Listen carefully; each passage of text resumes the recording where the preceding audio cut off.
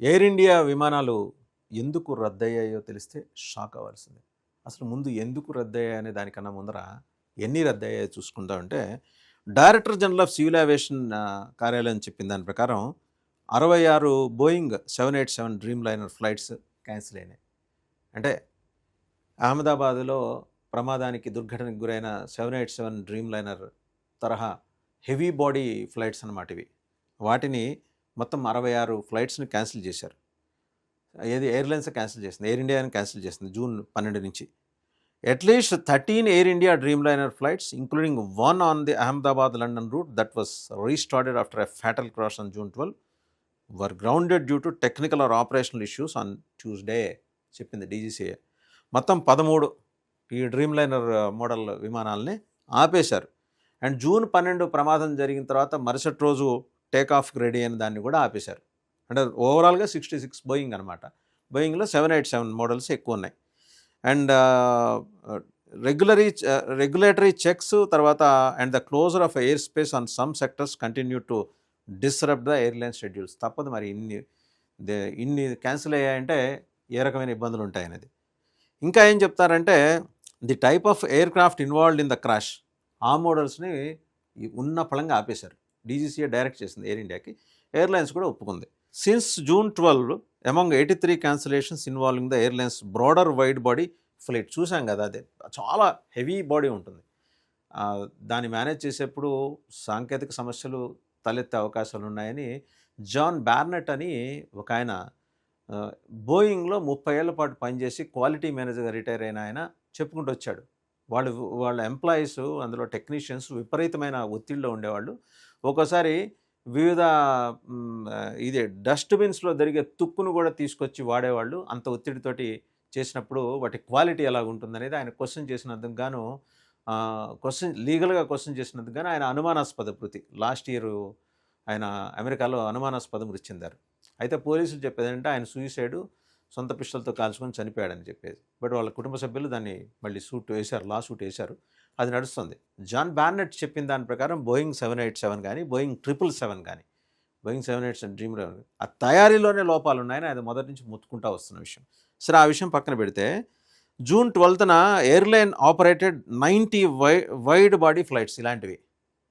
Out of which 50 were 787. అంటే 787 Dreamliner aircrafts 50 ఉన్నాయంట.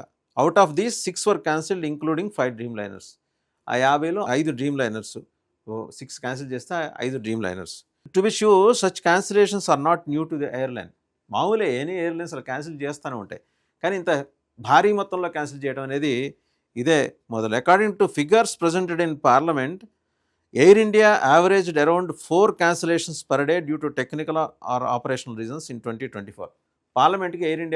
పార్లమెంట్లో సివిల్ ఏవియేషన్ మినిస్ట్రీ చెప్పిన లెక్కల ప్రకారం ఏంటంటే, గడిచిన సంవత్సరం 2024లో ఎయిర్ ఇండియా రోజుకి 4 విమానాలు అయితే సాంకేతిక సమస్యలు లేకపోతే ఆపరేషనల్ రీజన్స్ వల్ల క్యాన్సిల్ చేసిందని. ఏది లాస్ట్ ఇయర్ సెప్టెంబర్ వరకు ఉన్న డేటా ప్రకారం. The regulator held a high level meeting with senior officials of Air India and Air India Express on Tuesday and stated the airlines are currently operating over 1,000 flights daily across domestic and international sectors. ఇంత జరిగినా కూడా రోజుకి 1000 flights operate చేస్తుంది air India. International కావచ్చు, domestic కావచ్చు, దేశీయంగా గాను అంతర్జాతీయంగాను కూడా. Aviation regulator authority airlines direct చేసింది ఎన్హాన్స్డ్ సేఫ్టీ చెక్స్ కండక్ట్ చేయమని on it's fleet dream liners after Thursdays crash, while teams of Indian, US and UK investigators as well as those from Boeing and the engine maker GE are in Ahmedabad to probe the reasons behind crash.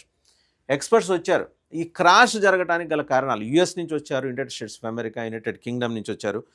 And వీళ్ళు investigators, మన Indian investigators ఉన్నారు. అలాగే ఈ engine maker అయిన GE air space వాళ్ళు, engine maker GE ఆ company ప్రతినిధులు వచ్చారు ఈ మొత్తం ఏం జరిగింది తెలుసుకుంటానికి. సరే, మొత్తంగా ఒకసారి అంటే అన్ని ఫ్లైట్స్ వివరాలు మనం ఇక్కడ చెప్పలేం, కానీ మొత్తంగా క్యాన్సిల్ అయినవి 66 ఫ్లైట్స్ జూన్ 12 నుంచి. అన్ని బోయింగ్ 787, బోయింగ్ అందులో ఎక్కువ అవే. Among the flights cancelled was air India flight AI-159 first schedule to depart Ahmedabad at 1:10 PM.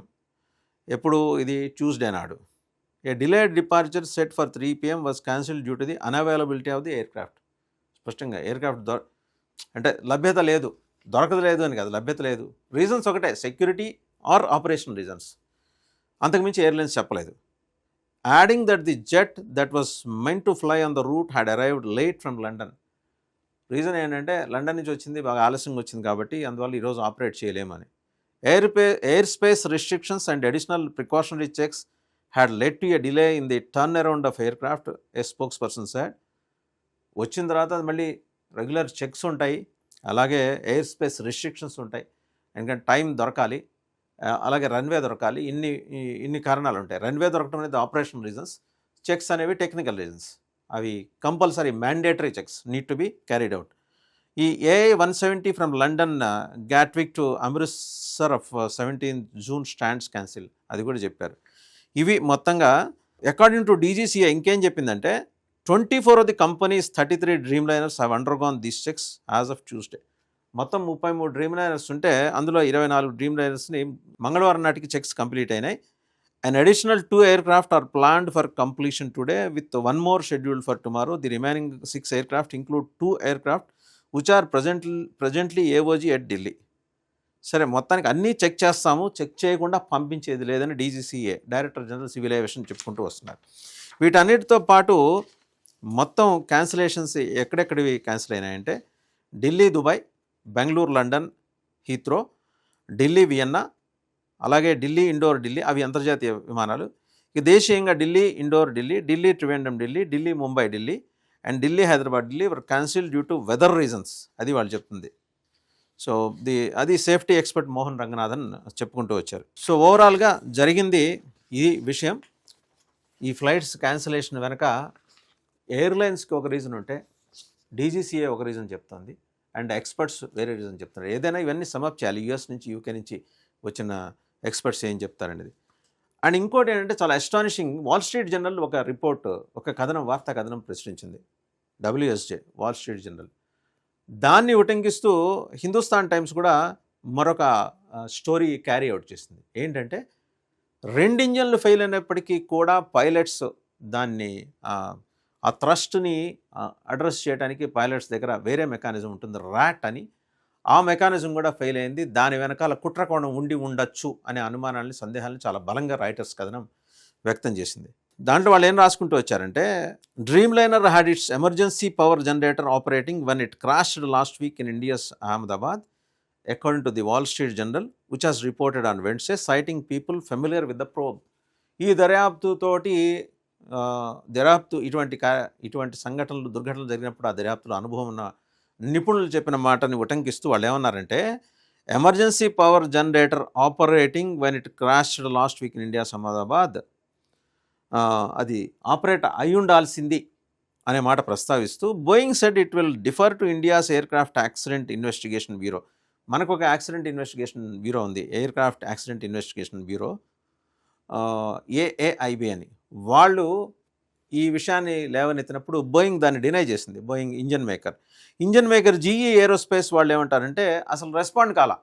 దీనికి సంబంధించి భారతదేశ మినిస్ట్రీ ఆఫ్ సివిల్ ఏవియేషన్, భారతదేశ పౌర విమానయాన మంత్రిత్వ శాఖ వాళ్ళకి మెయిల్ పెడితే రెస్పాండ్ కాల బోయింగ్ GE ఏరోస్పేస్.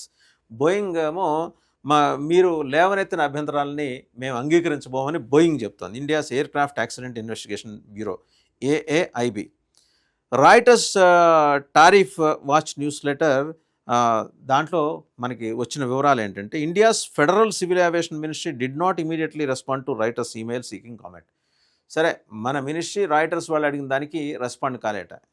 దర్యాప్తుకు సంబంధించి ఎంతో కొంత ఇన్పుట్స్ వస్తే కానీ రెస్పాండ్ కారు. సో రైటర్స్ ఏంటంటే ఒక పద్ధతి ప్రకారం వెళ్ళే వార్తా సంస్థ కాబట్టి అందరినీ అడిగింది ఈమెయిల్ రూపంలో. వాళ్ళని India's aircraft accident investigation team వాళ్ళని అడిగింది, మినిస్ట్రీ ఆఫ్ సివిల్ ఏవియేషన్ అడిగింది, అలాగే బోయింగ్ వాళ్ళని అడిగింది, ఇంజన్ మేకర్ GE ఏరోస్పేస్ వాళ్ళని. సరే, WSJ రిపోర్ట్ గురించి ప్రస్తావన చేస్తూ the system known as the ram air turbine generates electricity and hydraulic pressure to ensure pilots can control the plane even if both engines fail. ఈ ఫ్లైట్స్లో RAM air turbine అని ఉంటుంది, ఆ ర్యాట్ అదొక system ఉంటుంది. ఒకవేళ 2 ఇంజన్లు ఫెయిల్ అయినప్పటికీ కూడా ఈ ర్యామ్ ఎయిర్ టర్బైన్ ఏంటంటే అది ఎలక్ట్రిసిటీని హైడ్రాలిక్ ప్రెషర్ని జనరేట్ చేసి పైలట్స్కి సహకరిస్తుంది to lift the plane, thrust అందుకోవడానికి సహకరిస్తుంది అని. అది కూడా ఫెయిల్ అయిన విషయాన్ని the preliminary finding raise questions about whether the plane's engines functioned properly during takeoff అని అంటూనే ర్యాట్ పనిచేసిందా లేదా అనే ప్రశ్న కూడా సందేహాన్ని కూడా, అంటే 2 ఇంజన్లు ఫెయిల్ అయినప్పుడు, సాంకేతికంగా ఫెయిల్ అయినప్పుడు వెంబడే అందుకోవాల్సింది ర్యాట్ హైడ్రాలిక్ ప్రెషర్ని ఎలక్ట్రిసిటీని జనరేట్ చేస్తే ఆ థ్రస్ట్ అందుకొని అప్పుడు పైలట్స్ ఒకవేళ టేక్ ఆఫ్ అవుతూ కూలిపోబోతున్న విమానాన్ని కూడా మళ్ళీ తిరిగి గాల్లో లేపగలరు. సో ర్యాట్ అనే సిస్టమ్ పనిచేయలేదనేది ఇక్కడ స్పష్టంగా చెబుతున్నారు. ఇది చాలా ఎస్టానిషింగ్ ఫ్యాక్ట్. మరి దీనికి సంబంధించి India's air craft accident investigation bureau ఏం మాట్లాడుతుంది అనేది చూడాలి. ర్యామ్ ఎయిర్ టర్బైన్ ఎందుకు పనిచేయలేకపోవడానికి గల కారణాలని మరి ఏటీసీ ఏమన్నా నోటీస్ చేసిందా? అలాగే మనం బ్లాక్ బాక్స్ గురించి మాట్లాడుకున్నాం. బ్లాక్ బాక్స్లో మరి కాక్పిట్ వాయిస్ రికార్డర్లో దీనికి సంబంధించిన ప్రస్తావన ఏమైనా పైలట్స్ చేశారా? సివిఆర్లో చేస్తే దాని ఆ అంశాలు ఏమన్నా air craft accident investigation bureau IB తోటి రాతోటి ఎన్ఐ తోటి, ఎందుకంటే వాళ్ళని ఎందుకు ఇన్వాల్వ్ చేసింది ప్రభుత్వం అంటే, ఒకవేళ కుట్రకోణం ఏమన్నా ఉంటే అది పరిశోధించడానికి వాళ్ళు ఆ సంస్థలు ఇన్వాల్వ్ అయినాయి, ఇంటెలిజెన్స్ బ్యూరో కానీ కానీ ఎన్ఐఏ కానీ. బట్ టెక్నికల్గా ఇది ఫైండ్ అవుట్ చేయాల్సింది మాత్రం civil aviation authority find out చేయాలి. అంటే ర్యామ్ ఎయిర్ టర్బైన్ ఎందుకు పనిచేయలేదు అనేది, ఇది చాలా కీలకమైన పాయింట్. ఇది వాల్ స్ట్రీట్ జర్నల్ ప్రస్తావన చేసింది ఈ అంశాన్ని, ఇది ఫెయిల్యూర్ అంశాన్ని అని చెప్పేసి మరి హిందుస్థాన్ టైమ్స్ ఒక కథనాన్ని ప్రచురించింది. సో ఇన్ని ఫ్యాక్టర్స్ ఉన్నాయి ఈ విమానాలు ఎందుకు రద్దయ్యాయో తెలుసుకుంటానికి. ఇప్పుడు రద్దయిన అన్ని విమానాలకి ఈ ర్యాట్ సిస్టమ్ పనిచేస్తుందా లేదా కూడా మనం వెరిఫై చేసుకోవాలి. మనం అంటే అధికారులు, సాంకేతికంగా ఉన్నత స్థాయిలో ఉన్న అధికారులు, నిపుణుల బృందాలు already they are on the job. Hope అన్నీ కూడా అడ్రస్ అవుతాయని మనం భావిద్దాం.